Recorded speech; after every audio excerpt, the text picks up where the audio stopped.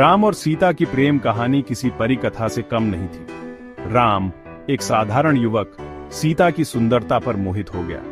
उनकी आंखें, उनका मुस्कान, उनका हंसी, सब कुछ राम को मंत्रमुग्ध कर देता। सीता भी राम के सादगी और नेक दिल पर फिदा थी। उनकी शादी धूमधाम से हुई और वे अपनी दुनिया में खुश थे।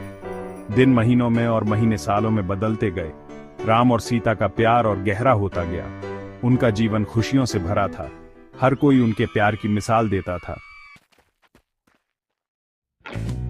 एक दिन सीता के चेहरे पर कुछ दाने दिखाई दिए।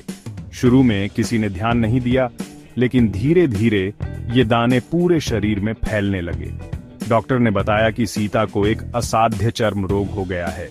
उनके चेहरे की खूबसूरती धीरे धीरे कम होने लगी। सीता टूट गई। उसे अपनी बीमारी से ज्यादा इस बात का डर था कि राम अब उसे देखना भी पसंद नहीं करेंगे। उसने खुद को कमरे में बंद कर लिया। दुनिया की नजरों से दूर रहने लगी। राम सीता की हालत देखकर बहुत दुखी थे। वह समझ गए कि सीता किस पीड़ा से गुजर रही है। उन्होंने ठान लिया कि वह सीता को उसकी बीमारी का एहसास नहीं होने देंगे। एक दिन राम ने नाटक किया कि वह अंधे हो गए हैं। सीता को यकीन नहीं हुआ, लेकिन राम ने अपना नाटक जारी रखा। वह सीता की देखभाल उसी तरह करते रहे जैसे पहले करते थे। सीता को राहत मिली कि कम से कम राम को उसकी हालत का पता नहीं। समय बीतता गया। एक दिन सीता की मृत्यु हो गई।